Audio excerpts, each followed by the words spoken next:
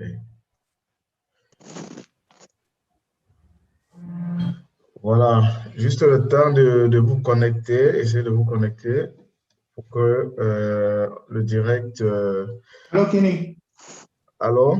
c'est comment? Oui, bonsoir, bonsoir, Pertini. Bonsoir, bonsoir.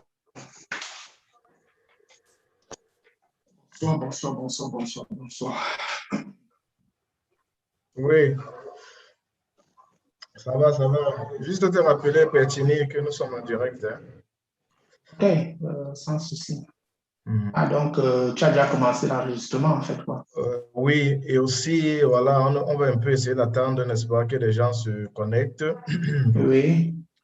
En fait, Donc, ceux que tu as invités ou bien tu as invité pratiquement tout le monde qui veut se connecter? oui, tous ceux qui peuvent se connecter vont se connecter et voilà, le lien il est ouvert. Ah, d'accord. Tu as mis ça, mais me semble-t-il, tu n'as pas envoyé ça au truc de la diaspora pour permettre à ceux qui voulaient se connecter Bon, de c'est se vrai que j'ai connecter. mis beaucoup plus sur mon statut, n'est-ce pas, sur mon statut. Hein. Oui, envoie ça un peu sur le lien de la diaspora, là, voilà. Voilà. Oui, oui, je copie tout de suite le lien. Moi aussi, je fais un peu avec mon groupe là pour voir s'il y a des gens qui. Bon, c'est vrai que c'est un peu tard, mais bon, espérons qu'il y ait des gens qui voudraient bien se connecter.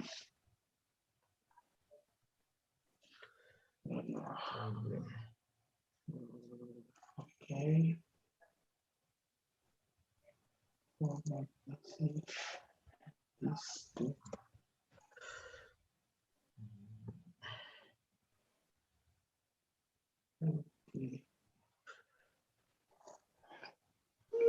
Déjà, bonsoir à vous. Bonsoir Kenny et bonsoir à tous les autres qui sont déjà là. Oui, Bonsoir. bonsoir, bonsoir, Kana. Bienvenue sur notre chaîne. Merci bien. Le plaisir est le mien. Merci à toi d'avoir accepté notre invitation. Voilà. Déjà, pour juste rappeler, n'est-ce pas, les internautes, ça c'est ce que nous on est en train de vouloir faire, c'est question de divulguer tout simplement, n'est-ce pas, cette décision ministérielle. Nous, parce que, étant Camerounais, vivant en Italie, on se sent particulièrement, n'est-ce pas, touché par ce décret-là et on espère vraiment que le fait d'en parler, non, on n'est pas là pour poser, je vais dire, les solutions, ou même pas apporter des solutions à ce décret, mais juste pour en parler et voir vraiment en espérant que ce ministère essaie de revenir justement à sa décision, parce que c'est une décision qui réduit vraiment, ça réduit particulièrement je veux dire, notre demande, n'est-ce pas, de services auprès de ces consulats qui sont plus proches de nos lieux de résidence, bien de notre ville de résidence. Bonsoir, Kenny.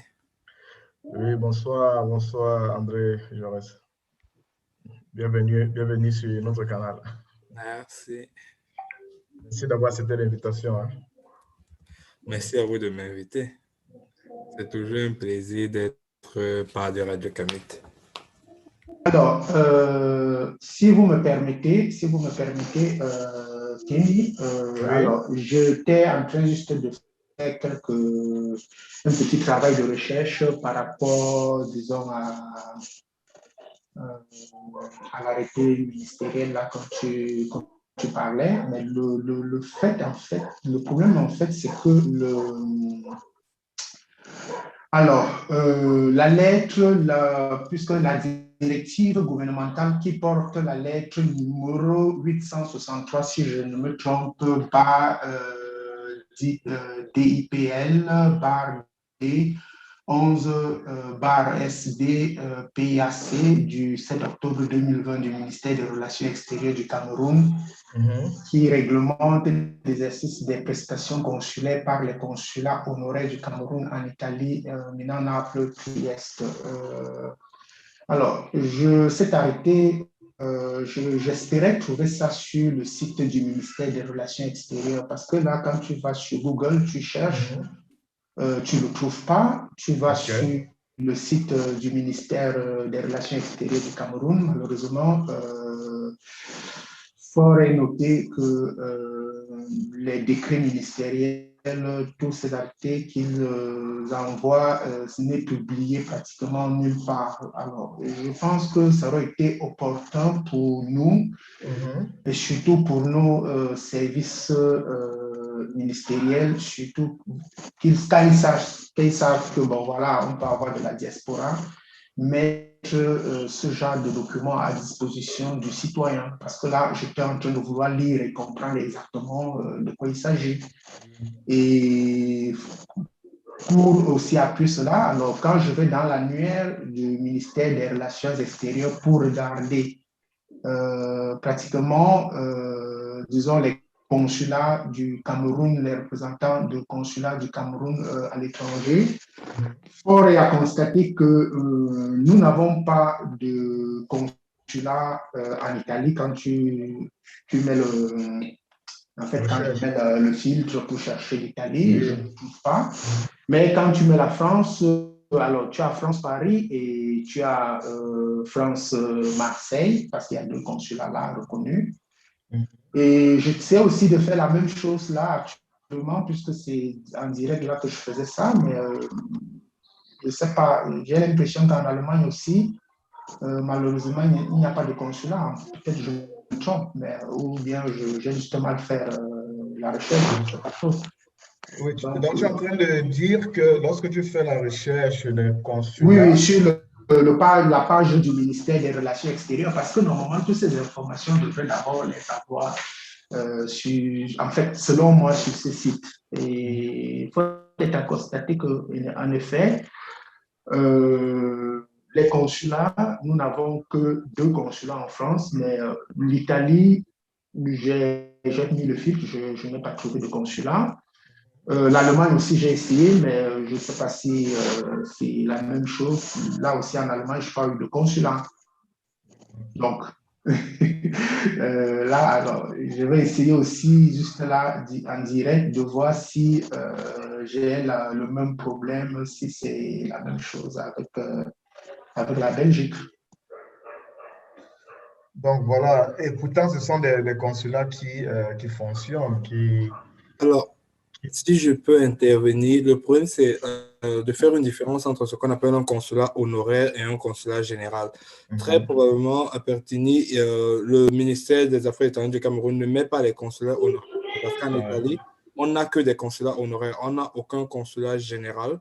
Et je pense que si on part vraiment regarder en Europe, il y a peut-être que la France qui a 2 consulats généraux. Donc, du coup, maintenant, il faudrait sur le site qu'il y ait au moins la possibilité de voir des consulats honoraires. Parce que le problème, c'est qu'un consulat général et un consulat honoraire ont tous les 2 des missions totalement différentes. Et même au niveau de la gestion est totalement différente. Donc, du coup, c'est assez compliqué.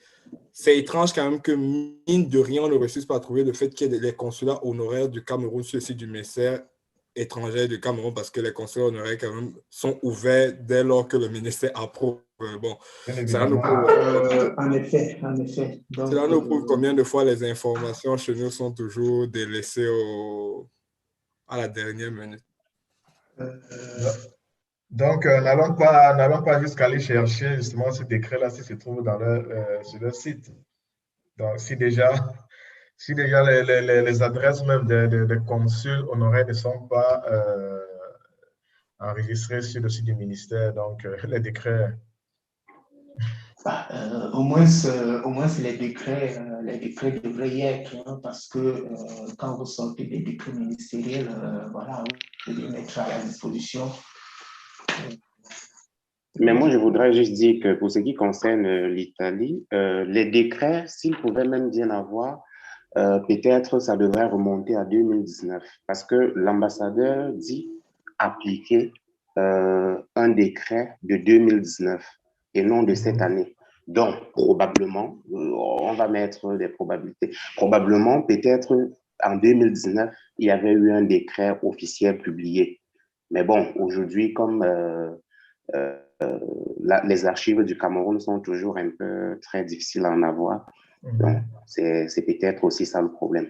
Donc, lui, il n'applique qu'une décision qui a été prise depuis 2019, selon lui. Comme tu le dis bien, les archives, on a problème des archives. On ne va pas nous n'allons pas tirailler là-dessus. On n'est pas là-dessus. OK. Bonsoir. Voilà, il y a Yves Boabé qui nous a rejoint. On va essayer de se structurer comme ceci là. Vous vous présentez, vous dites de la ville où vous appelez, où vous participez. Et voilà, on va essayer d'avancer comme ça. OK. Bonsoir. Moi, c'est Yves Boabé et je suis un étudiant de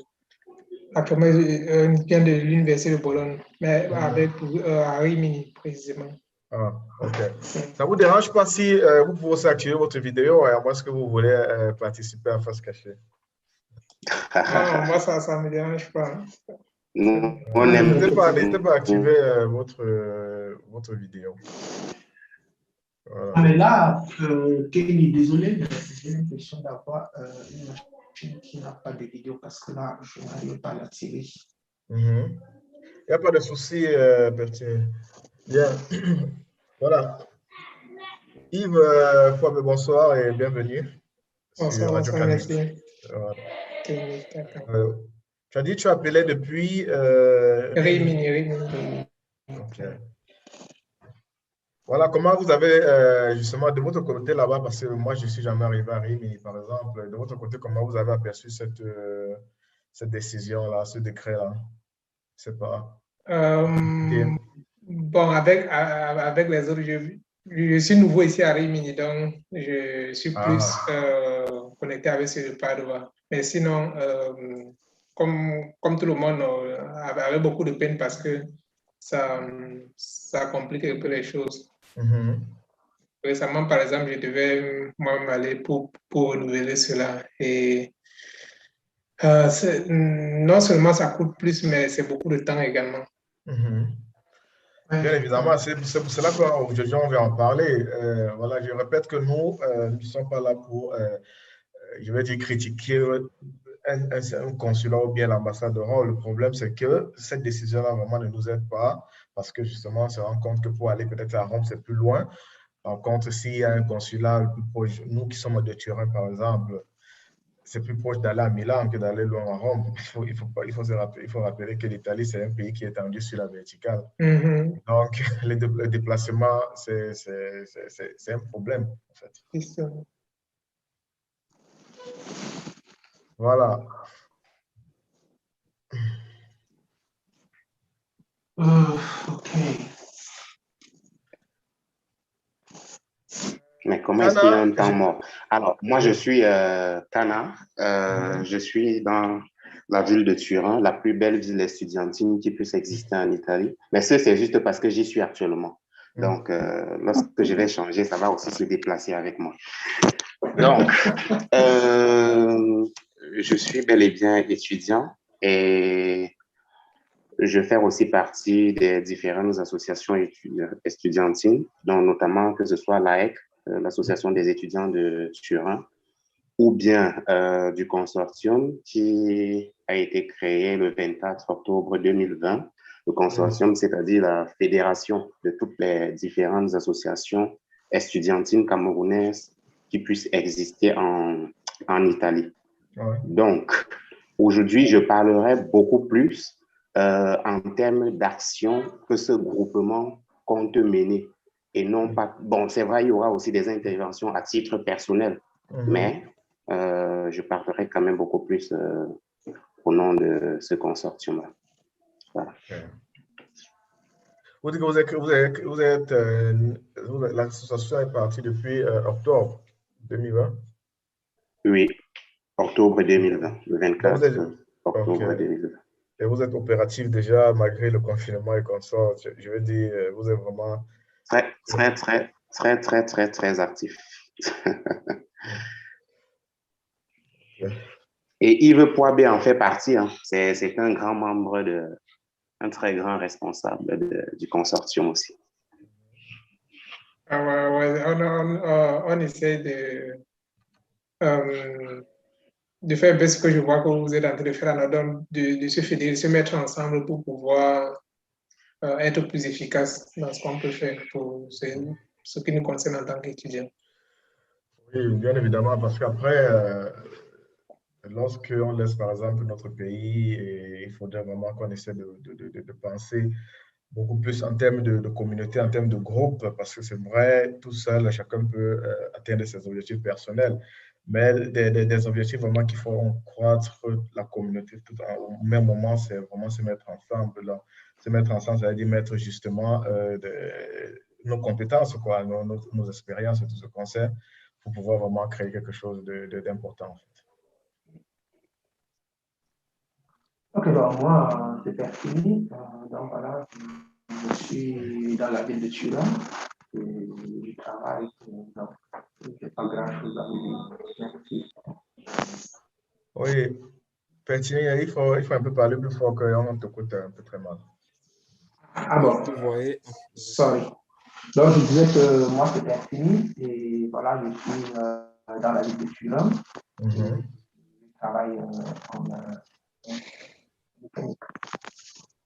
Ok.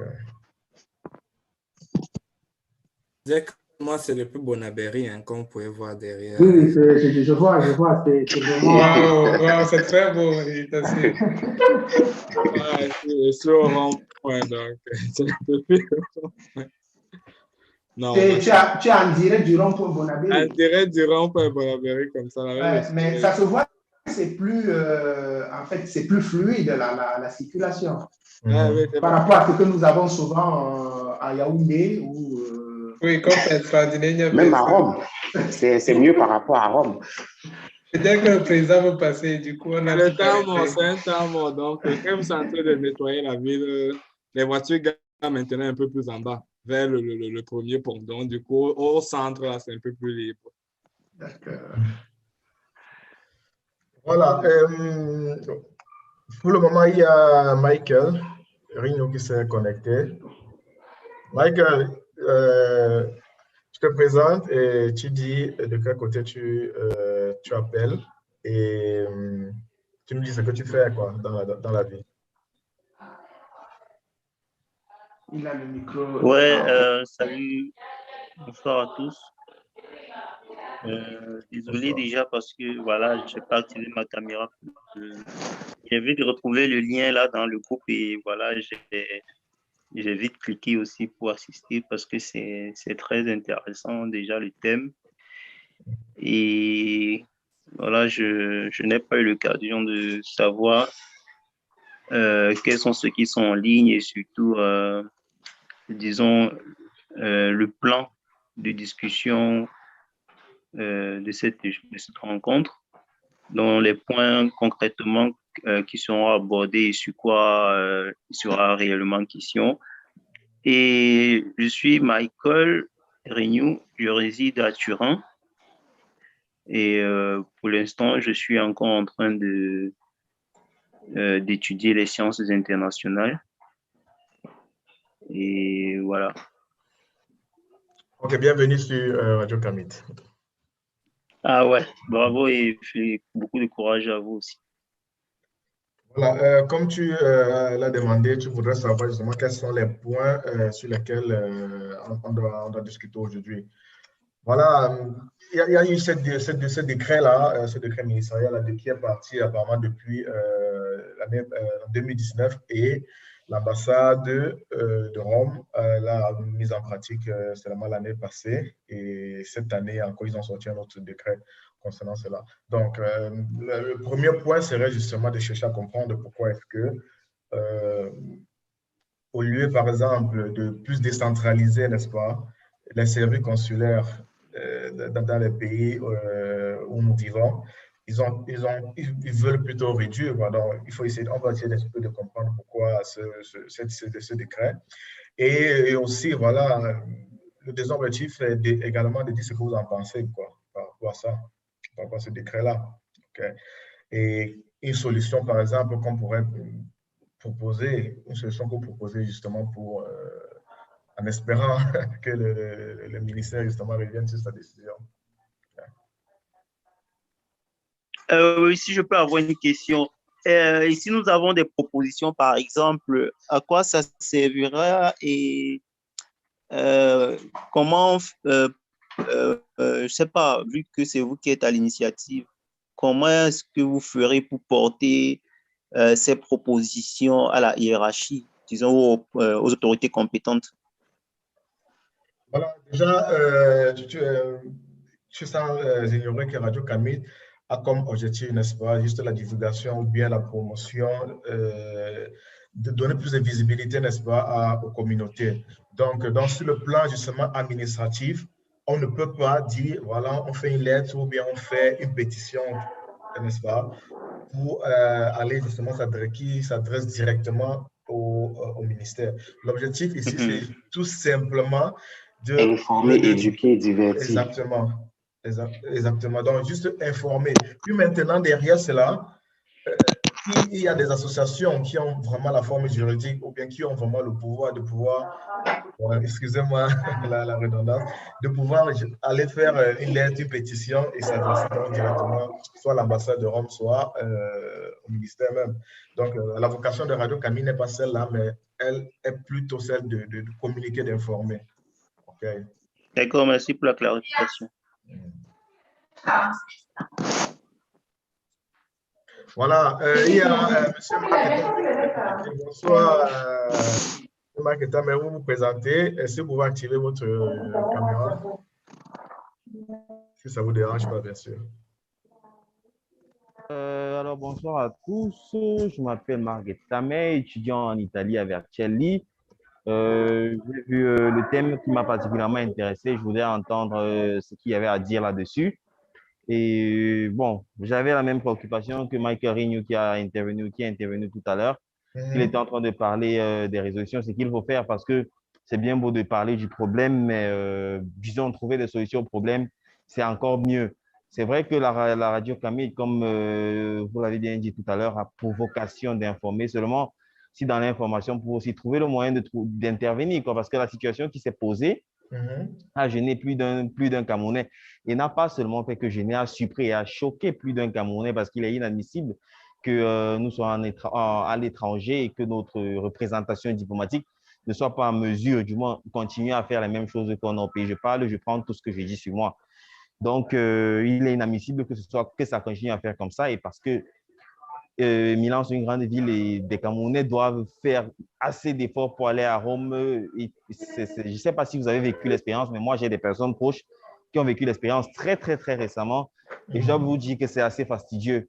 Et c'est pour ça que le sujet m'intéressait particulièrement. Et je voudrais savoir, en tant que communauté, comment je pourrais apporter ma petite pierre à l'édifice, comment je pourrais apporter ma participation à ça. Parce que s'il faut faire une lettre ou une pétition ou je ne sais quoi, bref, s'il faut prendre action, je serais bien partant par rapport à ça parce que c'est vraiment, je vais dire, inadmissible pour être poli. Voilà. Si Radio Camille permet. Oui. OK. Donc, je voudrais tout simplement dire à mon cher frère Michael et Marc Etamé, bien évidemment, comme Radio Camille a donné sa ligne directive, à savoir informer d'abord, bien, tout à fait, nous aussi, moi par exemple, et Yves Poibé, là où nous sommes les membres de la Fédération des associations estudiantines camerounaises, ce qui veut dire, si nous participons, ça voudrait aussi dire nous recueillons tous les avis et en sortant même d'ici, tous ceux qui auront des avis, on les intègre plutôt directement dans les commissions pour que le document de proposition qui est en cours de rédaction pour être proposé à l'ambassadeur, ils intègrent dans cette commission-là pour apporter du leur afin que le document ait toutes les mesures nécessaires qui pourront alléger les peines de la communauté. Si Radio Camille permet. Oui. D'accord. Concernant la situation, je ne pense pas que porter la pétition à l'ambassadeur puisse changer quelque chose. Ce n'est pas la pétition. Ou alors, OK, si je peux aller jusqu'au bout de mon propos. Le document, du moins, l'action qui sera prise, si j'ai bien compris, sera du moins adressée à l'ambassadeur ici en Italie. D'après parce que le jour où la nouvelle est tombée, j'ai personnellement appelé l'ambassade à Rome. Voilà ce que l'ambassade à Rome m'a dit. Monsieur, vous pouvez gentiment appeler le MINRES pour demander pourquoi, parce que nous ne sait rien, nous on exécute seulement des ordres. Voilà, je fais une des citations, ce que la personne, je ne sais pas si c'était la secrétaire, mais j'imagine, m'a répondu. Du coup, je suggère que si une action est menée, que ce soit sur les deux fronts, autant ici qu'au pays. C'est juste une suggestion. Voilà. Effectivement, c'est aussi ça le rôle d'intégrer la commission pour proposer, pour donner toutes ces idées-là. Est-ce que je peux aussi m'exprimer sur la question? Oui, Michael, vas-y. Oui, alors j'ai justement été très content de retrouver Kana parce que personnellement, je vais dire mon expérience, j'avais été invité à un échange, c'était tout au début de cette situation. Et voilà, j'avais trouvé justement la chose très intéressante. Déjà, c'est aussi d'ailleurs la raison pour laquelle j'ai bien aimé le thème, notamment cette fois par Radio Kamit, parce que c'est très important déjà de se rencontrer et de discuter sur ces questions. Et je vais redire plus ou moins les mêmes choses que j'avais dit durant cet échange-là. Je crois que c'était un consortium, je n'ai pas vraiment le nom en tête. Oui, c'est le consortium. Oui, consortium des associations distinguées.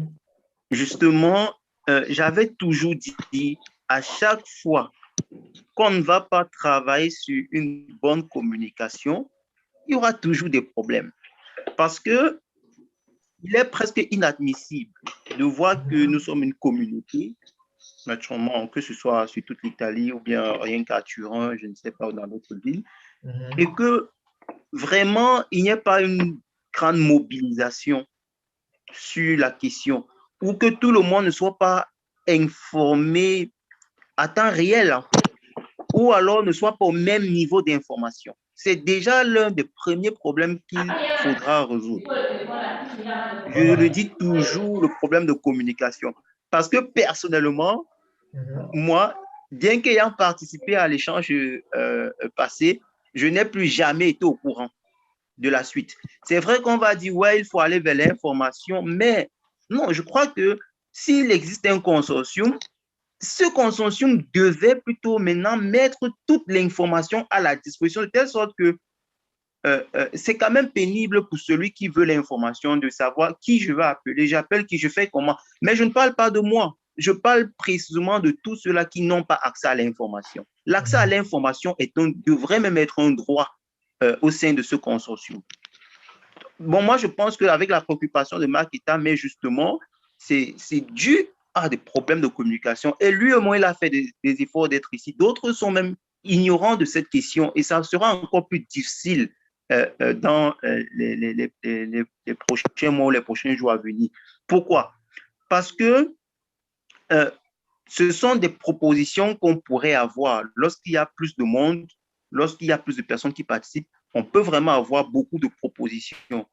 Et c'est très bien de faire souvent des rapports informés où on en est pour bénéficier de plus de soutien et avoir plus de mobilisation.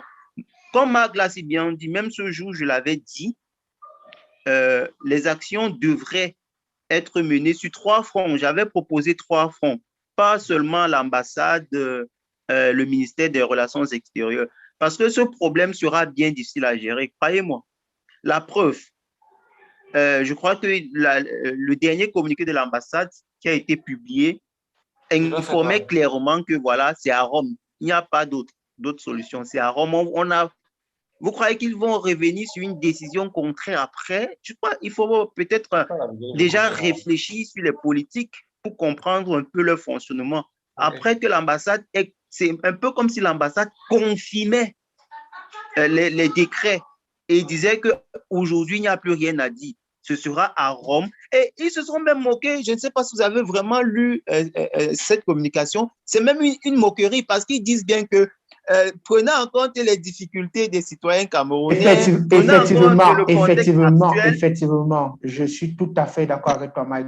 Franchement, j'ai été vraiment écœuré de ça. Et plus... Je dis, ça peut tuer. Moi, je dis, mais sérieux, ceux qui lisent et comprennent, c'est de la pure moquerie, c'est de l'insulte même à la limite. Parce qu'ils se basent sur nos difficultés pour adopter des législations encore plus dures. Mais Et ils prétendent vouloir nous aider. Ben, en fait, c'est très grave dans tous les cas.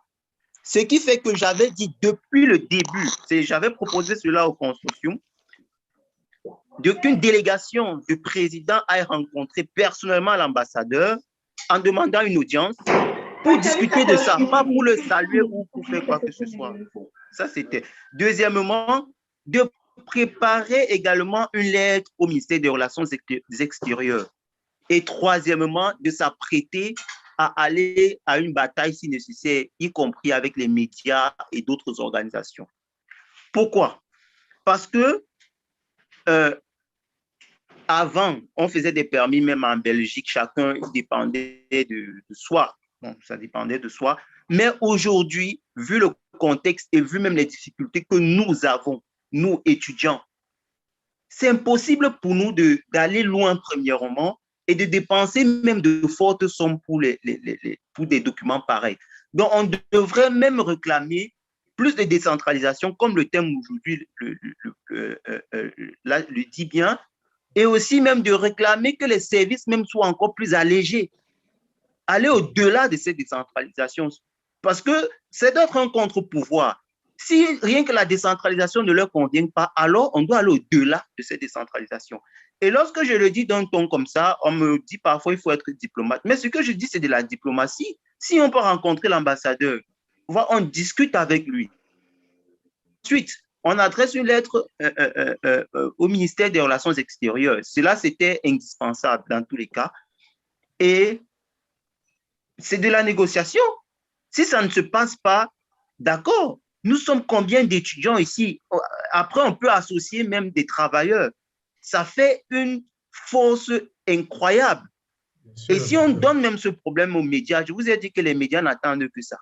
Ils attendent, vous leur donnez ça, allez, c'est fini. Nous, on s'assoit, on va observer, on regarde.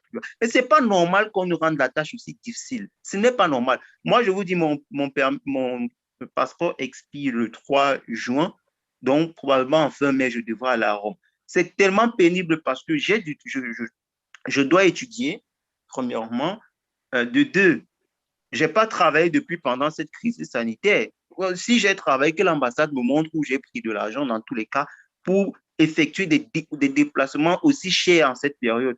Après, nous sommes nombreux. Je l'avais dit, c'est par exemple la Somalie, le Soudan qui doit avoir juste une ambassade, c'est fini. Mais un pays comme le Cameroun devrait avoir des consuls un peu de partout qui font même des services sur place, même les passeports là, pour nous faciliter davantage la tâche. Surtout aujourd'hui où les choses sont en train de s'améliorer, les choses sont en train de changer, chaque pays cherche à évoluer avec les concepts de développement durable. Pourquoi nous, on devrait régresser? Et nous devrons faire comprendre cela à nos autorités parce qu'eux, ils ne savent pas en clair les réalités que nous vivons. Sinon, en pleine période de Covid, par exemple, ils ne prendront pas ces genres de décisions. Peu importe les problèmes qu'ils ont entre eux. Ça ne nous concerne pas. On doit avoir la capacité de défendre nos propres intérêts. Donc, je conclue en disant que quand il faut porter l'information à ce consortium, il faut communiquer. C'est la première chose que vous devez faire.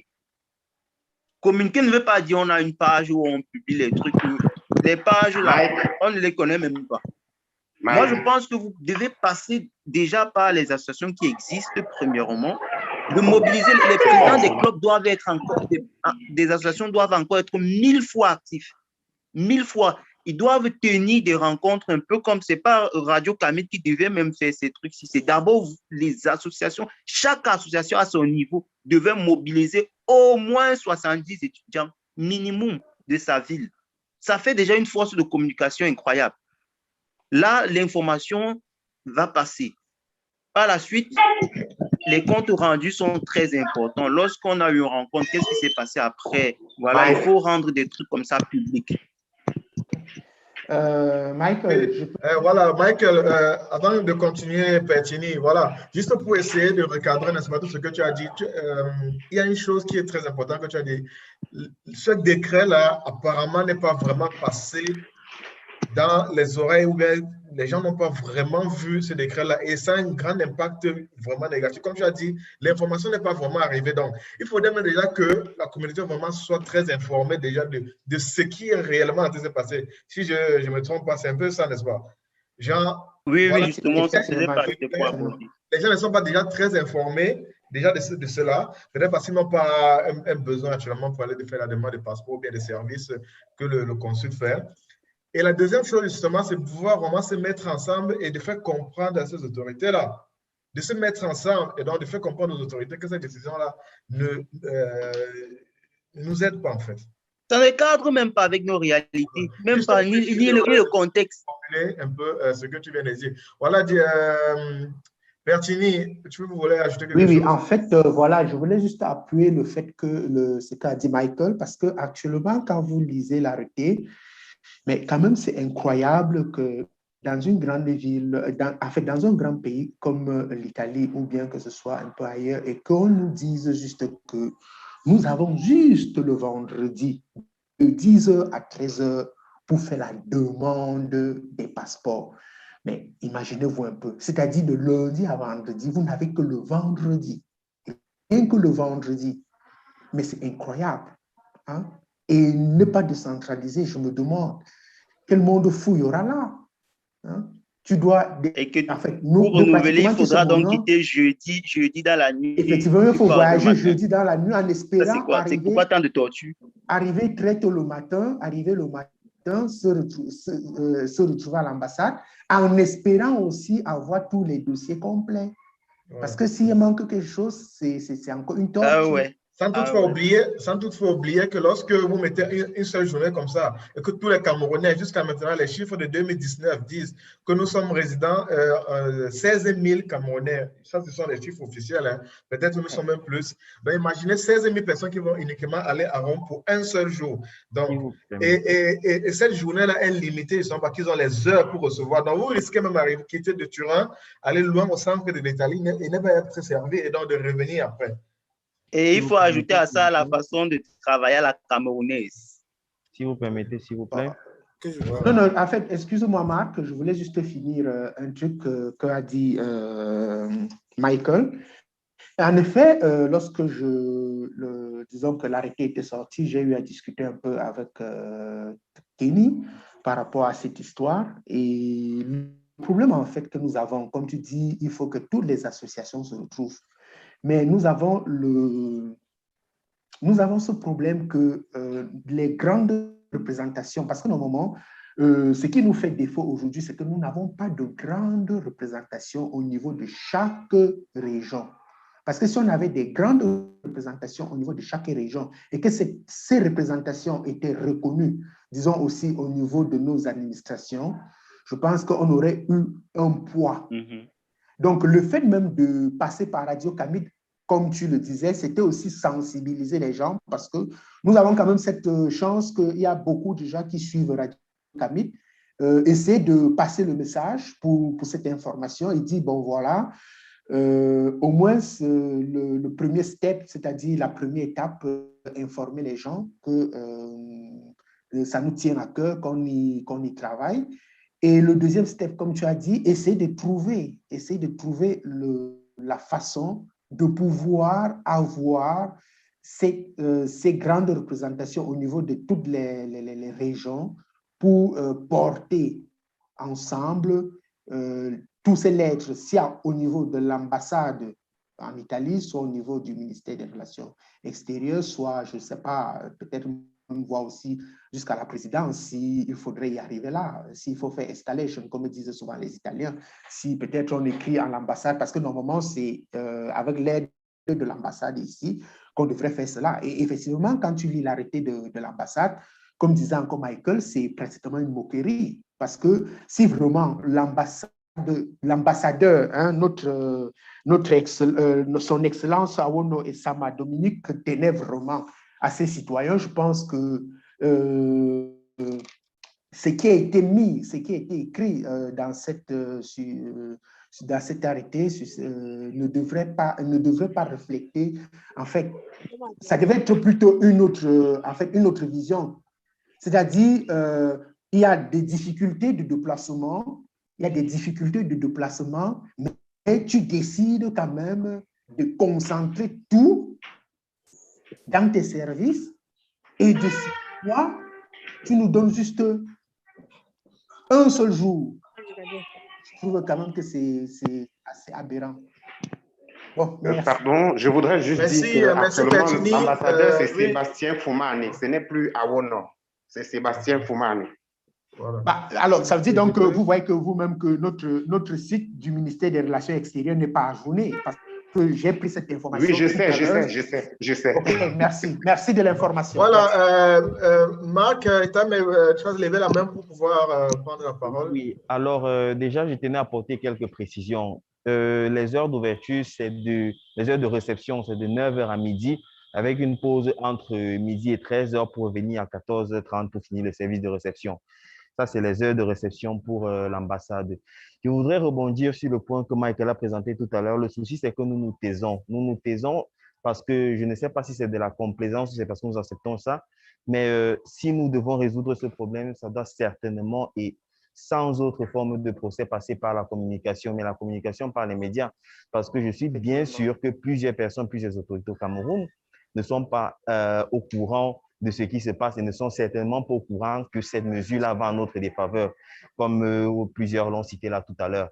Autre chose, c'est qu'une source bien à moi dont je préfère taire le nom m'a informé du fait que dans les normes, les passeports auraient dû être produits en Europe, mais à cause des manigances des Camerounais, les passeports font maintenant la ligne Rome, Belgique, Cameroun et remontent par le même canal. Et que dans les frais de passeport que nous payons, il est compris les frais de transport d'un passeport singulier. Et justement, les autorités camerounaises de l'ambassade, eux, ils empilent les passeports pour collecter l'argent en général et envoyer ça dans un colis pour payer moins cher, ce qui fait en sorte que les passeports retardent. En d'autres termes, si tu viens faire ton passeport et que tu arrives là, tu es seul et qu'en 2 mois, personne d'autre ne vient faire, du moins, si je te dis personne d'autre, c'est pour te dire 12 personnes ne viennent pas faire une demande de passeport, ton dossier va chômer là, en attendant que plus d'autres personnes viennent faire la demande de passeport. Donc, comme Michael l'a dit tout à l'heure, le souci, ce n'est pas que nous fassions seulement des requêtes et des lettres. Il faut impliquer la communauté, il faut impliquer les médias dans l'affaire. Je pense que c'est notre plus grand outil maintenant et le plus grand que nous pouvons exploiter. Je parle des médias locaux camerounais déjà, que l'affaire soit répandue au Cameroun, que tout le monde le sache. Et puis, nous, ici, là, de notre côté, nous pouvons faire ce que nous pouvons faire pour répandre une nouvelle au pays. Nous n'avons même pas besoin qu'une association soit présente. Il suffit juste d'acheter une plage horaire, soit au journal, soit dans une plage entre deux choses. Mais je proposerai le journal et bien sûr une chaîne très écoutée. Je proposerai également Equinox. La plage horaire, c'est 10 000. La plage horaire, c'est 10 000. On n'a pas besoin d'être une association constituée. On n'a pas besoin d'être légalement représenté ou quoi que ce soit pour acheter une plage horaire dans une chaîne de télévision pour faire passer un communiqué officiel et pour faire passer le message que nous voulons passer.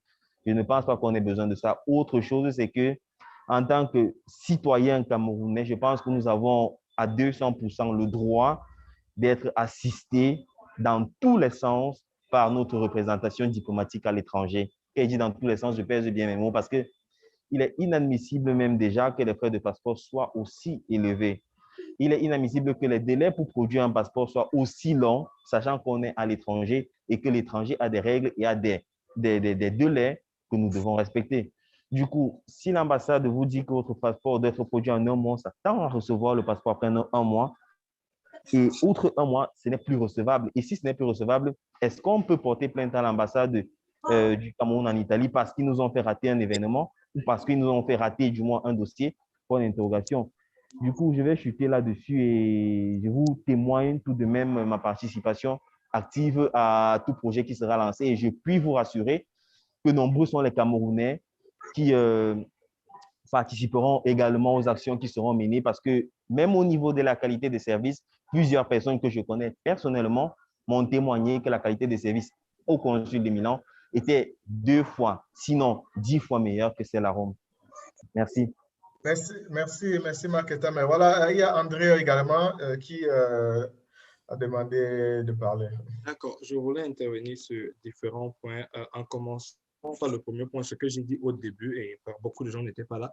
Il faut faire une différence entre un consulat général et un consulat honoraire. Malheureusement, les consulats honoraires ont très peu de missions, ils ont très peu de trucs qu'ils doivent faire. En principe, un consulat honoraire, selon la normative camerounaise, n'a pas le droit de délivrer un passeport.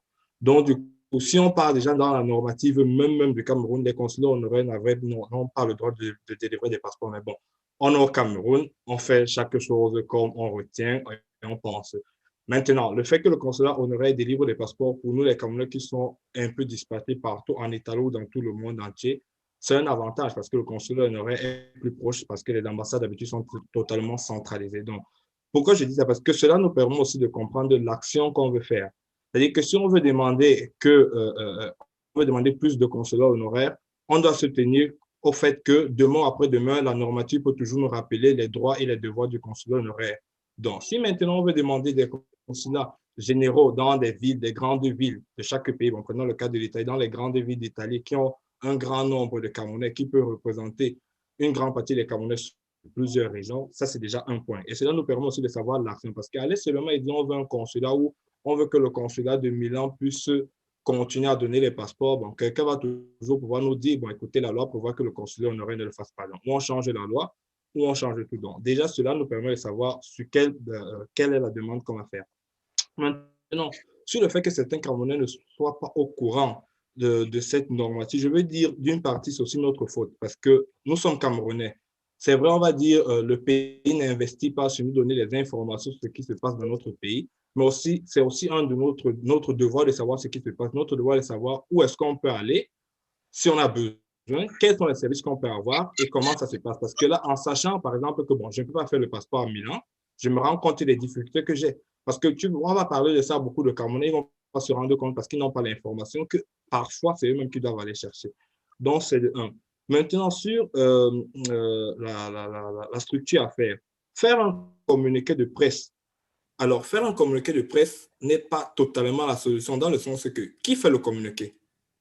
Ça veut dire que parce qu'on va payer un communiqué, on va payer une radio ou une télévision pour dire, mais qui va le dire? Qui va prendre la responsabilité de se mettre devant et dire, bon, moi je parle au nom des Camerounais? Parce que sinon, qu'est-ce qu'elle le risque? C'est que bon, c'est 3 ou 4 personnes qui vont parler, on va dire, ah, c'est pas le groupe des Camerounais, c'est pas le groupe des étudiants qui parlent. Donc, avoir une fédération, une confédération d'associations d'étudiants camerounais, c'est déjà un bon point. Parce que le travail que la fédération devrait faire, comme dit Michael, c'est d'abord au niveau des associations des étudiants, parce que là, maintenant, la majeure partie de nous représentons les étudiants sur Radio Camus maintenant. Aussi, il y a d'autres associations de Camerounais, par exemple, les associations des médecins de Camerounais ou d'autres associations professionnelles de Camerounais sur différents secteurs. C'est de parler à toutes ces associations et dire, bon, écoutez, quelle est la situation? Qu'est-ce que vous en pensez? Quelles sont vos pistes de propositions? Avoir toutes les propositions possibles, voir quelles sont les propositions qui sont les mêmes, quelles sont les propositions qui conviennent à toute la communauté et les faire voir et les envoyer tant, comme Mike a dit, demander une audience à l'ambassadeur pour lui dire, bon, écoutez, on comprend qu'il y a des lois, on comprend toute la normative, mais comprenons aussi que d'autres partis, vous avez les fils de votre parti qui ont cette difficulté. Donc, nous, on vous porte ça.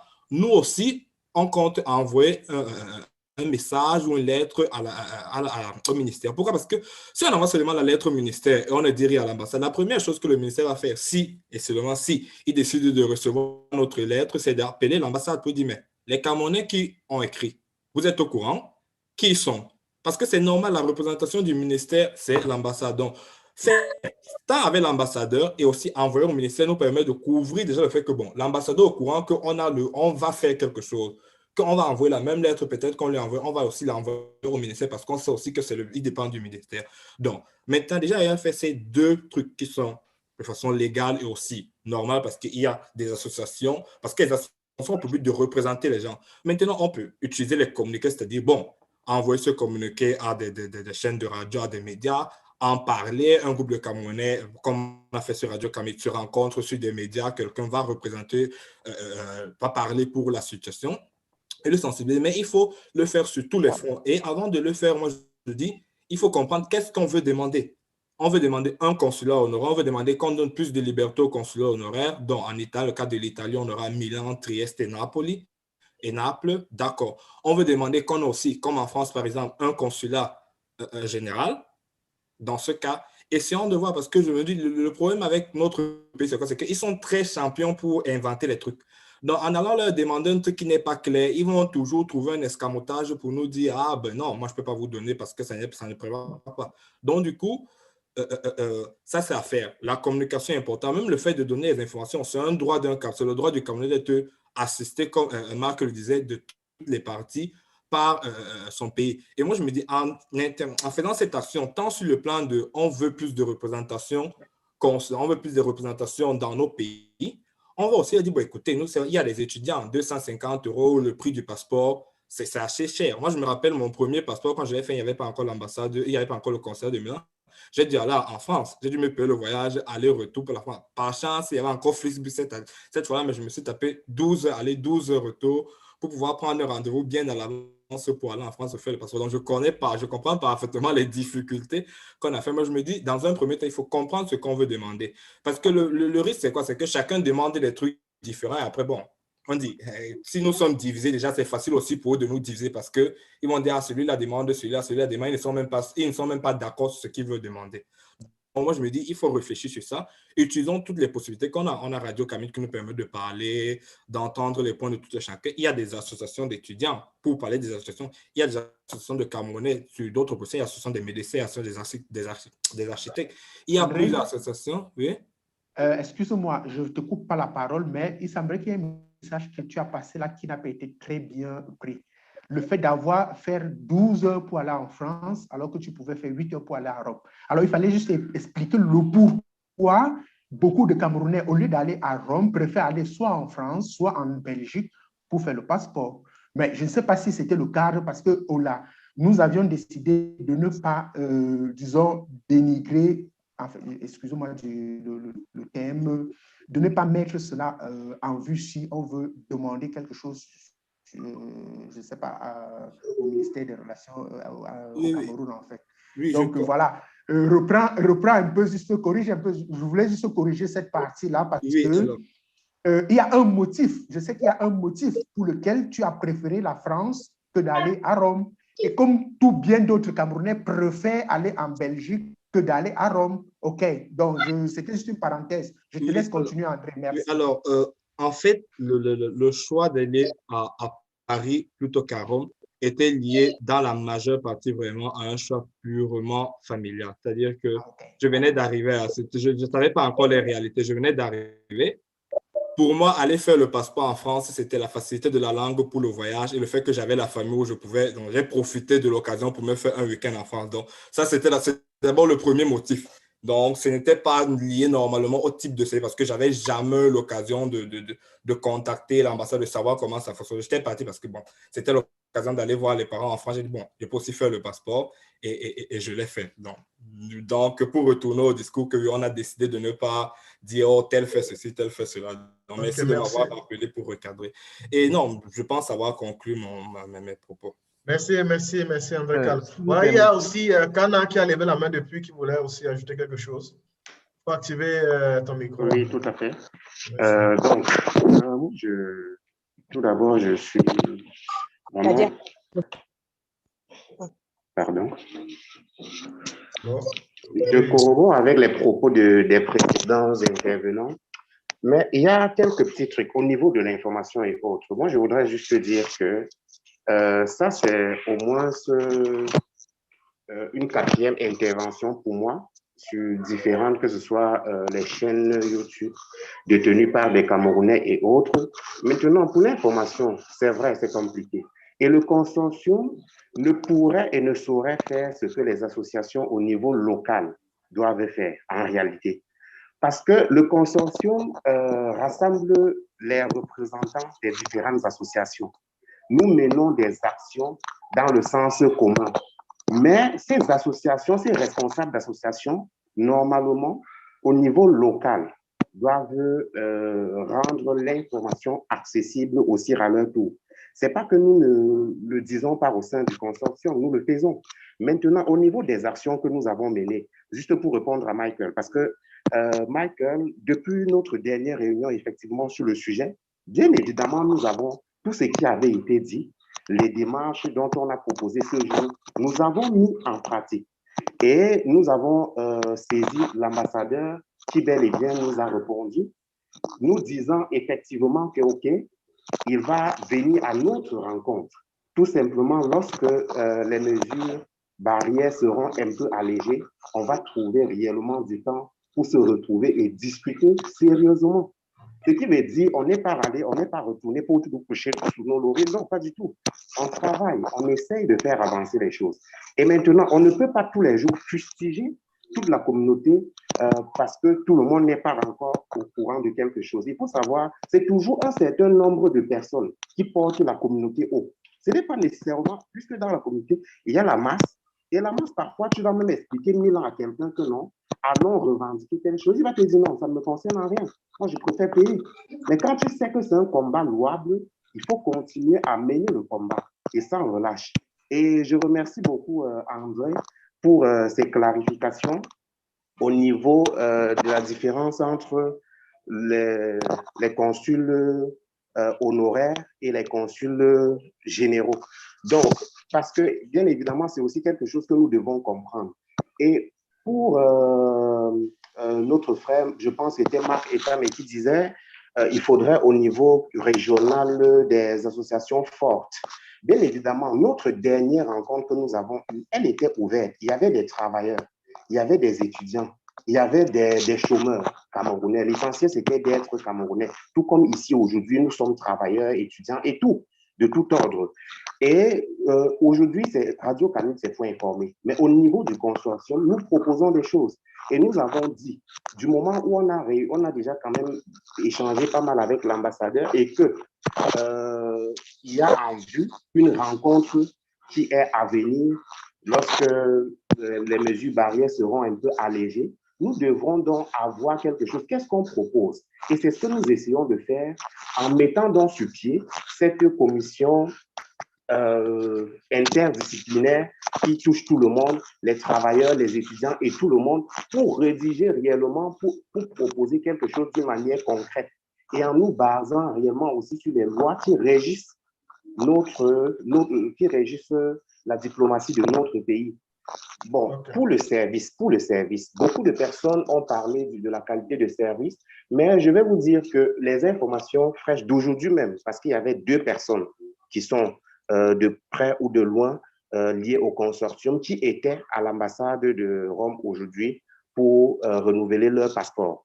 Et leur rapport, franchement, ils disent tous qu'il y a des améliorations.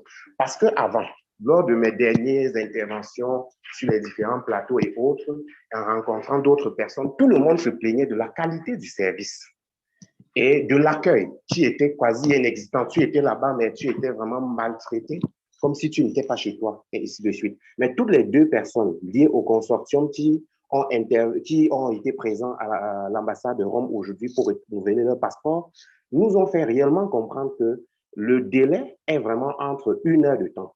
Ce n'est pas sur rendez-vous. Il faut juste être là dans l'intervalle de temps 10 heures, 13 heures et suivre tout simplement l'acte là et que ça part quand même vite. On reçoit, on est gentil. Ça, c'est un premier point. Mais ce n'est pas ce que nous demandons parce que là, nous, étudiants de Turin, par exemple, on nous oblige à voyager pour aller dormir à Rome. Parce que si tu ne dors pas à Rome, tu ne peux pas te lever ici à Turin à 6 heures et dire que tu prends le bus pour arriver à Rome et pouvoir faire le passeport. Et c'est là le problème. Et c'est ce que nous devons essayer d'expliquer. Parce que ce n'est pas seulement le problème que les étudiants ou bien les Camerounais qui sont à Turin rencontrent. Les Camerounais qui sont dans le sud et ailleurs aussi avec des distances assez considérables rencontrent tous ces mêmes problèmes.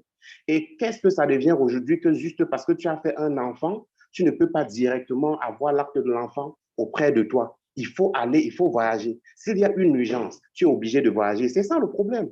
Et nous tous, moi je crois, nous devons nous mettre ensemble.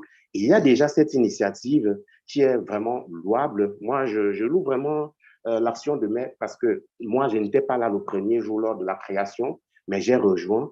Et je porte vraiment cela en moi, puisque c'est quelque chose que moi-même j'y pensais depuis. Certaines personnes ont eu le courage, l'audace de le faire. Je pense qu'il est l'heure de soutenir. Et tous ceux qui sont sur le plateau aujourd'hui, moi, j'invite tout le monde à bien vouloir rejoindre la commission du consortium qui est chargé pour la proposition des différentes idées, les démarches et ce document que nous comptons et que nous sommes en train de rédiger pour proposer des mesures concrètes pour le changement amélioratif de la situation des Camerounais en Italie. Donc ça, j'attends d'abord, on continue avec les autres. Ok, merci.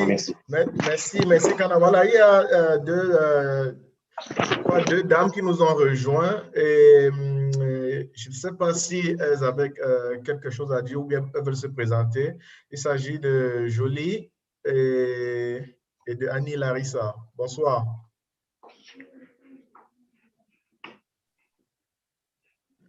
Bon, voilà, si elles veulent se présenter, bon, elles se présenter peut-être après. Et il y a une autre main levée de Yves Wabé. Oui, merci. C'est que je voulais dire à la suite de ce qu'on a dit. Déjà, tout ce qu'on a dit, moi, je trouve que c'est très intéressant. Non? Et ce que je voulais juste ajouter en rapport avec ce qu'André disait tout à l'heure, comment est-ce qu'on doit poser le problème pour mieux se faire comprendre. Moi, je suggère qu'on ne s'attarde pas trop sur les questions techniques, non, du genre, est-ce qu'un consulat a le droit de faire ci ou de faire ça. Selon moi, on gagnerait mieux à poser le problème, les difficultés que nous vivons. Quant aux solutions, on peut même proposer des solutions, mais en disant que, un peu comme même André et quand en parlant du problème de coût, de temps et autres. Donc, on pose le problème tel que nous vivons. C'est à eux d'imaginer les solutions, c'est à eux de savoir si techniquement c'est possible ou pas. Mais selon moi, tel qu'on devrait poser, par exemple, c'est que avant cette mesure-là, ça coûtait combien pour quelqu'un qui est à, je ne sais pas, à Rimini ou bien à Milan, de renouveler son passeport. Maintenant, ça coûte combien? On montre la différence très clairement. Ça fait que si on devrait, par exemple, je ne sais pas, faire un communiqué ou bien faire un témoignage au niveau des médias, ça sera très clair qu'avant et après, il y a une différence. C'est-à-dire qu'avant, peut-être, je dépensais pour renouveler mon passeport, le tout me coûtait peut-être 300 €. Aujourd'hui, ça me coûte 500 €. Il y a une différence énorme. Ouais. Avant, ça prenait peut-être 2 heures de temps. Aujourd'hui, il faut que j'aille dormir et tout ça. Peut-être ça coûte plutôt 20 heures. Donc, on pose le problème en ces termes-là. C'est maintenant à l'ambassade et nous, on pose donc le problème que par rapport à ça, nous, on voudrait que renouveler le passeport nous coûte moins cher par rapport à la situation actuelle, qu'on dépense moins de temps. Maintenant, techniquement, est-ce que c'est pas le consulat et autres? Ça, c'est leur problème là-bas, ils peuvent gérer ça. Mais à notre niveau, tel que nous, on perçoit le problème. Donc, ça, c'est la première suggestion.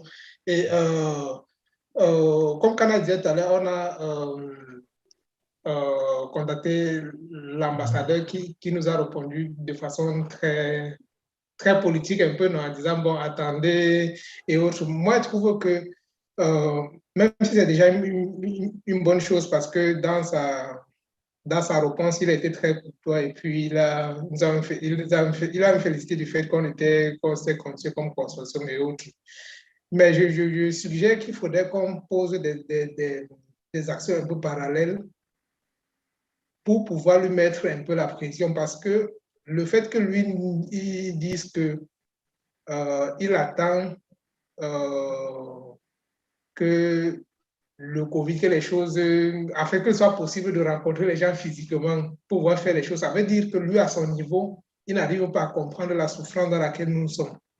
Ça ne devrait pas attendre en réalité. C'est-à-dire que si lui, il se mettait dans la peau d'un étudiant ou bien d'un travailleur qui doit quitter peut-être Trieste pour aller à Rome juste pour renouveler un document, ça veut dire qu'il ne comprend pas encore. Or, pour moi, un dirigeant vraiment soucieux, même en cette période, aurait au moins se dit, OK, comme vous vous êtes soucié de m'écrire, est-ce qu'en attendant même, est-ce qu'on peut avoir une rencontre virtuelle un peu, celle qu'on a actuellement, pour discuter? Mais lui dit, je vais vous contacter quand ce sera possible. Déjà que, pour ne pas te couper, déjà qu'ils ont mis en pratique un décret durant une période de Covid pour nous réduire encore. Donc, justement.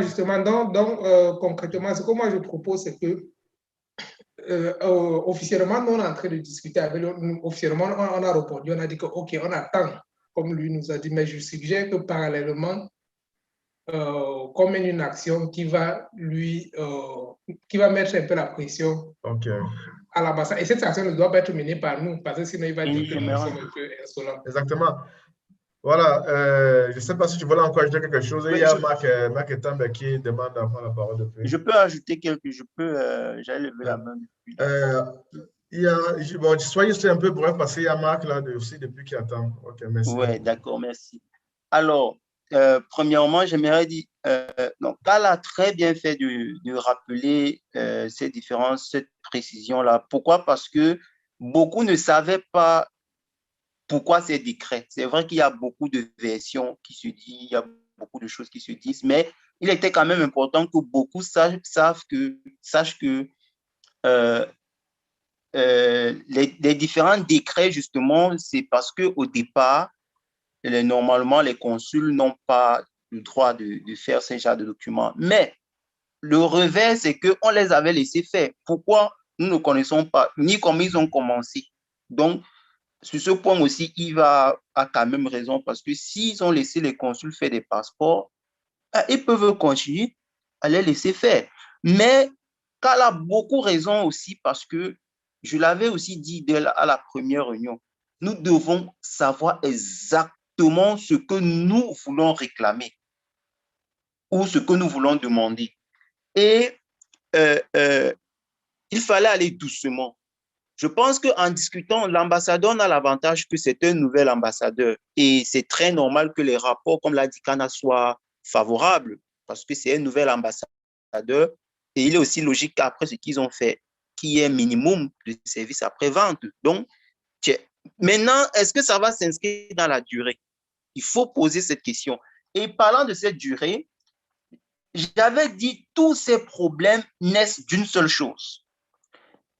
Et désolé de le dire ainsi avec tant d'ardeur, c'est l'inefficacité, l'inexistence même d'une idéologie, d'un idéal que nous défendons. C'est-à-dire, il y a une absence totale des actions de nos associations. Si les gens travaillaient, on serait connus depuis et l'ambassade et nos autorités auraient su qu'il y a des gens là que si nous tentons, ils vont se dresser. Ils auraient même eu plus de respect. Je ne vous dis pas la façon dont les débuts avec l'ambassade ont été difficiles. Très, très, très difficiles. C'est-à-dire, j'avais même été surpris qu'on puisse même traiter de notre propre ambassade. Et c'est ce que j'avais dit. Et croyez-moi, j'avais dit ce jour, l'ambassade ne vous recevra pas. Je l'avais dit. Et j'avais dit, ils vous demanderont d'attendre. Parce que c'est très beau qu'ils aient répondu comme ça à Yves. Mais je l'avais dit ce jour-là. Parce que les motifs de la lettre, moi, quand vous m'envoyez une lettre, c'est en fonction de ça que je vous réponds. C'est tout. Si vous ne montrez pas que voilà, il y a une nécessité, il y a urgence, mais vous voulez quoi? Je l'avais dit. Et puis, j'avais dit également, il fallait tenir compte du court terme. Quelles sont les conséquences que ces décrets ont sur le court terme?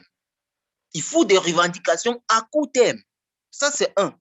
De deux, à moyen terme, et se préparer à long terme. Se préparer à long terme, c'est justement ce travail que le consortium est en train de faire, parce que si ce consortium continue et parvient vraiment à mettre ses tentacules sur le territoire national, à l'avenir, il y aura beaucoup d'actions qui pourront être anticipées. Donc, c'est très important. Mais sur le court terme, rien n'a changé.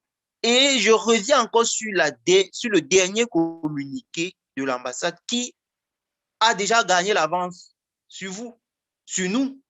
Il faut le dire, parce que ce communiqué vient confirmer. Vous croyez qu'ils vont revenir? Moi, je doute très fort, je le dis, retenez ça, je doute très fort. Parce qu'ils ont déjà défini les horaires. Pour eux, c'est un exploit. Hein. La lettre qu'ils ont envoyée, le dernier communiqué là, pour eux, c'est un trophée. Voilà, on leur a apporté une réponse. Voilà. On a vraiment réfléchi. Voilà ce qu'on leur a dit. C'est une négociation.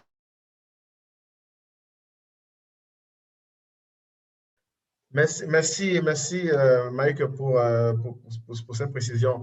Voilà, on est déjà en train de toucher vers la fin, n'est-ce pas, de ce direct, parce que justement, beaucoup d'idées sont nées justement derrière cette discussion, et on espère vraiment que ces idées-là seront justement mettre en pratique après. Il y a Marc. Je peux? Oui. Oui, qui demandait justement. D'accord, merci beaucoup. J'aimerais beaucoup louer l'intervention de ceux qui ont intervenu précédemment. Oui.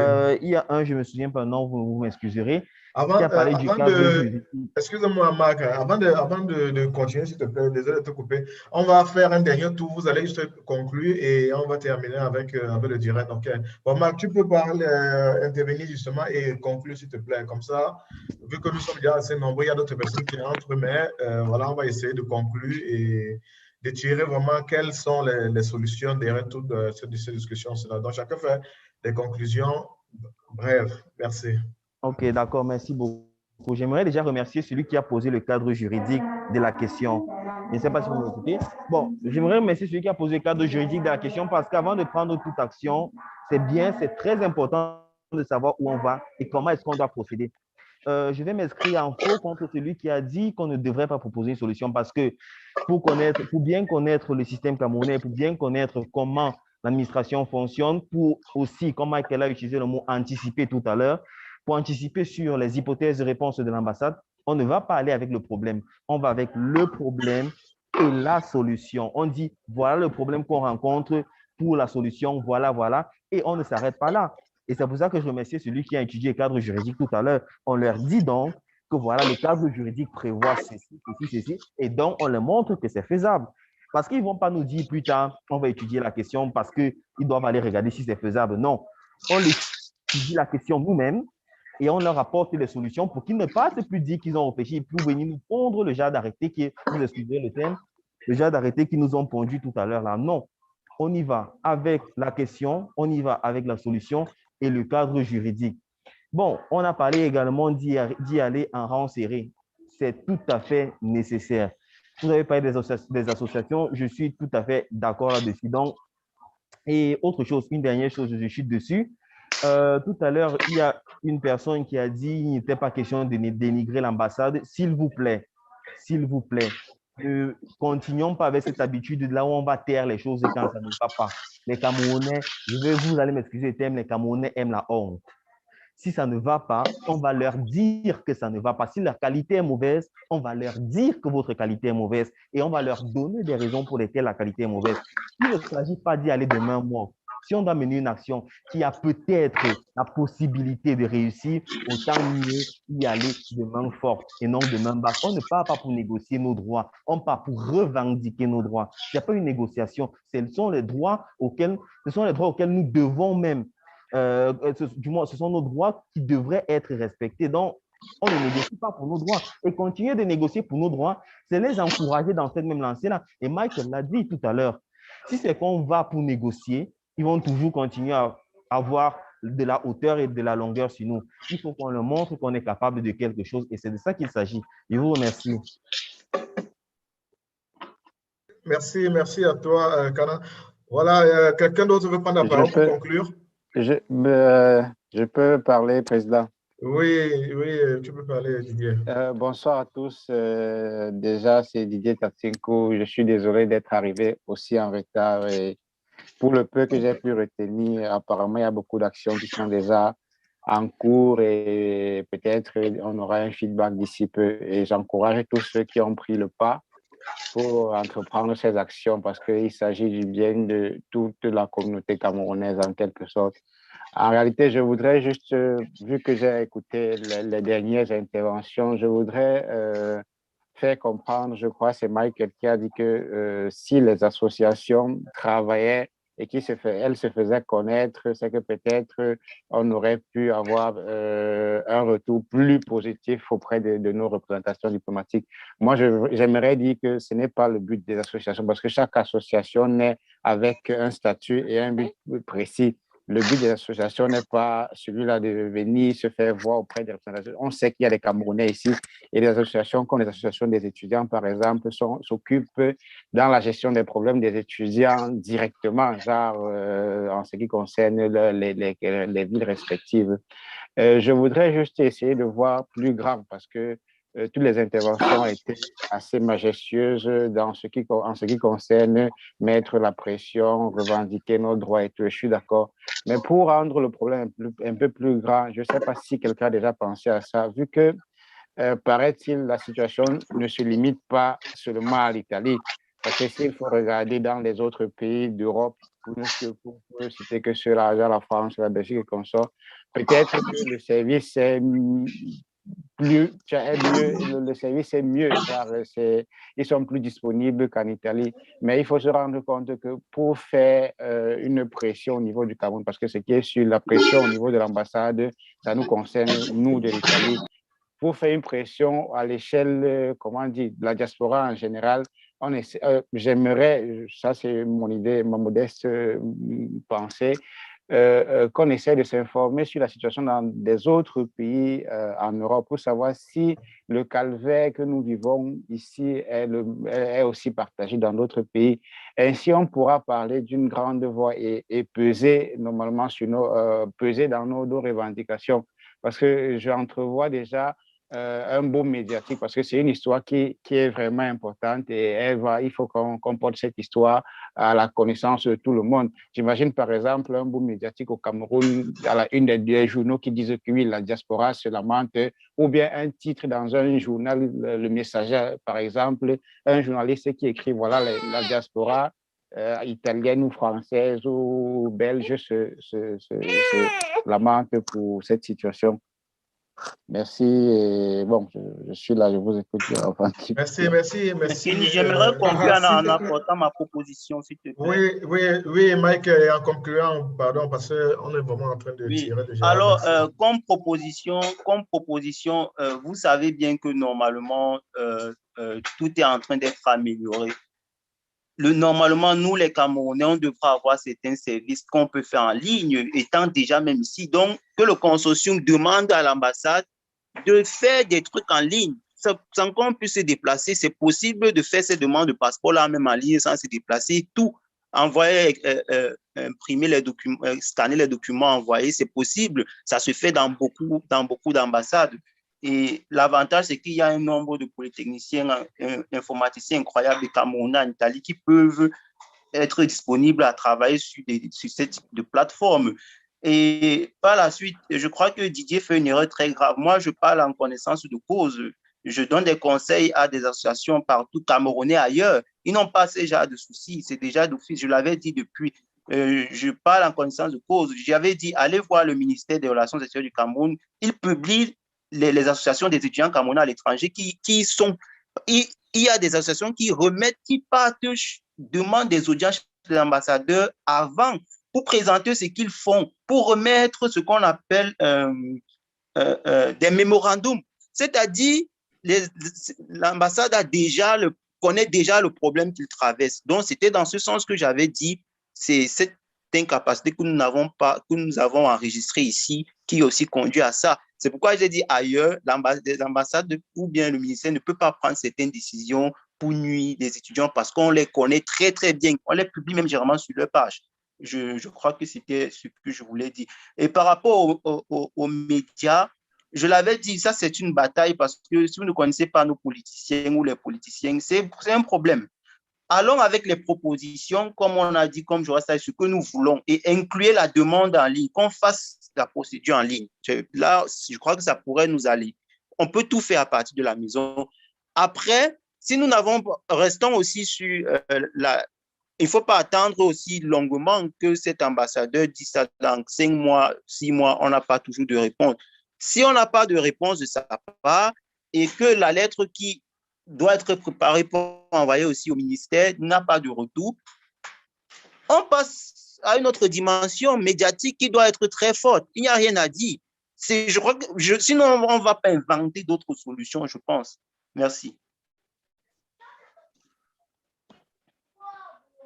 Oh, ouais, s'il te plaît, peux dire quelque chose rapidement. Okay. Et pour juste pour conclure, alors merci. Donc, je souscris totalement au fait qu'on doive utiliser les médias. C'est ce que moi j'appelais une action parallèle à ce qu'on est en train de faire. C'est-à-dire qu'en attendant l'ambassadeur, il faudrait qu'il sache que nous, on a des problèmes. Et si on utilise les médias, par exemple, mais ça ne doit pas être fait par nous, par le consortium, non. Sinon, il va trouver que c'est de l'insolence parce qu'il nous a dit d'attendre et on ne peut pas attendre. Ce serait mieux que ce soit un autre groupe, je ne sais pas, ou bien même des individus qui posent le problème. Poser le problème, ce sera qu'on fasse savoir la situation qui prévalait avant et celle qui prévaut actuellement, surtout en termes de qualité de service, de coût, de temps et autres. Ce que je disais que ce que moi je pensais qu'on doit éviter, c'est le piège d'aller dans des questions techniques du genre est-ce que la loi nous permet ou la loi, parce que n'oubliez pas que nous on est dans un pays où tout est centralisé. Ça veut dire que l'État a la capacité de changer les règles comme il veut. Donc si vous dites que la loi d'aujourd'hui permet telle chose, ou bien que la loi d'hier permettait telle chose. Et ils peuvent changer les règles demain comme ils veulent. Et si vous appuyez donc sur la loi, vous n'aurez jamais raison parce qu'ils ont la capacité de changer à tout moment. Donc, selon moi, on ne doit pas rentrer dans les affaires juridiques. On doit plutôt savoir ce que nous on veut, leur proposer ce que nous on veut, leur proposer même des mesures, par exemple comme les demandes en ligne et autres, mais ne pas rester dans du juridiquement correct parce que c'est eux qui font les règles et ils les changent comme ils veulent. Yves, je ne voudrais pas juste dire que ce que tu as dit. Alors, quand l'ambassade vous demande d'attendre le délai, quel est le délai? Parce qu'on peut attendre toute une éternité. C'est effectivement pour ça que j'ai dit que puisque il demande d'attendre, nous on attend officiellement, mais parallèlement, on lui met la pression. Non, non, non. Alors, si vous dites attendre, comme tu as bien dit que c'était un jeu de mots politique, attendre, mais quand? Quel est le délai? Parce que le temps, c'est un coût. Donc, je pense que, comme a dit Marc et Kana, il faut vraiment... c'est que nous avons aussi le problème, nous avons souvent le problème que lorsque l'abcès est là, au lieu qu'on pèse l'abcès pour nettoyer et guérir, on passe le temps à tourner autour et la gangrène, et c'est maintenant la gangrène qui arrive. Donc, je pense qu'il serait préférable directement percer l'abcès et aller droit à la source du problème, comme a dit Marc, comme a dit Michael, et voilà, on essaie de revendiquer, puisque effectivement, nous avons des droits, comme nous aussi, nous avons des devoirs. Alors, il est inadmissible, parce que généralement, quand vous regardez combien nous coûte le passeport au niveau de l'Italie par rapport à certains pays, parce que nous payons dans les frais du passeport, il est inclus le frais, le transport, aller et retour. Mais il est inadmissible qu'un document pareil, qui doit servir aux citoyens, puisse mettre 6 mois, ou bien parfois voire 1 an, ou bien parfois qu'on te dise que ton dossier, on ne le retrouve pas. Il est inadmissible, il faut bien qu'on le dise. Voilà. Quels sont les délais? Il faut que nous soyons sur les délais, nous travaillons sur les délais. Et effectivement, comme disent beaucoup, il faut vraiment qu'on se retrouve pour définir les grandes lignes et définir comment vraiment structurer cette requête. Merci. Oui, merci pour ton intervention, Bertini. Quelqu'un d'autre veut prendre la parole pour conclure? Alors, je vais être très vite fait. Merci déjà. Et puis, s'il te plaît, Kenny, si tu permets, puisque depuis, voyant que personne n'a encore fait, j'ai lancé donc un lien WhatsApp dans le chat là, afin que, parce que je pense simplement que tous ceux qui ont pris de leur temps aujourd'hui pour intervenir sont des gens dont le problème leur tient à cœur et dont ils peuvent donc aussi se donner à fond pour que le document ou bien des propositions, des idées soient les meilleures qu'on devrait proposer. Donc, prière que tout le monde plutôt directement puisse rejoindre le groupe là et on va essayer de structurer. Plutôt les gens du consortium vont se reverser à l'intérieur. Donc, ça serait transcendant. Ce n'est pas un truc des étudiants, ce n'est pas un truc des travailleurs, c'est pour tous les Camerounais et les Camerounais en général qui prennent ce problème à cœur. Comme Kenty disait, il ne faut pas toujours tourner sur la C, il faut l'appuyer. Il faut savoir comment l'appuyer pour le vider. Moi, je pense que c'est assez important, cela, parce que si tu l'appuies n'importe comment, après, ce qui sort, ça arrive sur la face, ça arrive sur n'importe quoi. Donc, aussi savoir comment l'appuyer pour une direction où ça va sortir, c'est aussi souvent intéressant pour reprendre le projet. Je pense qu'il est important de faire plusieurs actions, mais il est aussi important de jouer la politique avec les politiciens. C'est-à-dire qu'il nous a dit d'attendre. Bon, attendre ne signifie pas que le consortium peut de nouveau envoyer la main pour dire, bon, on a été contacté par plusieurs étudiants parce que la situation est pressante. Donc, on aimerait avoir une rencontre en ligne. Parce que, bon, c'est très facile. Il va dire attendre. Donc, et de l'autre partie, aller choquer d'un autre point de vue sans avoir fait cette deuxième partie de dire, ben, écoute, on a urgence, va quand même faire passer l'idée que, bon, on veut quand même aller au-delà de lui. Donc, même si on veut le faire, je pense que pour le consortium de lui réécrire, de lui dire, bon, écoute, comme vous avez dit, par exemple, ça peut être à l'occasion de la fête du vin, mais pour reprendre cela, il dit, bon, on veut profiter du fait qu'on organise tous en ligne et peut-être soumettre nos doléances par rapport à ça. Donc, joindre les deux bouts, mais le relancer, lui dit, bon, c'est vrai qu'on ne sait pas, parce qu'avec le COVID, si on continue comme ça, même en 2022, on pourrait toujours être en lockdown. On n'espère pas. Donc, on lui dit que, bon, si on attend, on ne sait jamais la situation. Donc, moi, je pense qu'il faut continuer. Moi, je suis déjà dans le groupe WhatsApp pour discuter et proposer des pistes de solutions. Donc, je remercie tout le monde pour la participation, les points de vue et pour ceux qui nous regardent en ligne. Et je remercie aussi Radio Kamit pour la plateforme. Merci pour ta disponibilité et ton intervention, André. Quelqu'un d'autre? Comme ça, moi, je conclue et on sort complètement de cet échange. Concluons par manger. OK. Voilà.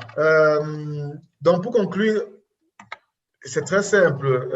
L'objectif, justement, de cette rencontre était de vraiment exposer les problématiques, n'est-ce pas, que nous rencontrons, ou bien les problèmes que nous rencontrons derrière ce décret ministériel. Beaucoup de solutions ont été proposées ici, et nous espérons vraiment que peut-être les associations qui ont vraiment la tâche, n'est-ce pas, ou bien qui ont vraiment l'objectif là de pouvoir présenter réellement nos doléances avec les solutions justement derrière, pour que ce décret-là ministériel puisse vraiment soit aboli ou bien qu'ils habilitent vraiment les consuls qui fonctionnent déjà très bien, n'est-ce pas, et qui sont même plus proches de nos maisons, de nos lieux de résidence, en fait. Voilà. Je conclue en disant tout ceci. Merci d'avoir participé, tous ceux qui ont participé justement à cet échange-là. Merci Marc, merci Michael, Yves, André. J'arrive, c'est fini. Et Pertini. Et merci. Voilà, merci à vous. Merci également à tous ceux qui nous ont regardés. Si vous n'êtes pas encore abonné, n'hésitez pas de vous abonner parce que justement l'objectif de Radio Kamit, c'est de donner de la visibilité, c'est d'informer et voilà, de parler de la communauté. Et ça, c'est l'objectif premier de Radio Kamit. C'est un projet social qui veut juste S'il te plaît, comment on fait pour s'abonner? Voilà, pour s'abonner, il faut aller sur YouTube, écrire Radio Kamit et cliquer sur la cloche de notification. Comme ça, toutes les vidéos, les prochaines vidéos qui vont arriver, vous serez informés de cela. Merci encore à tous et bonne soirée, bon week-end et bonne fête de travail par anticipation.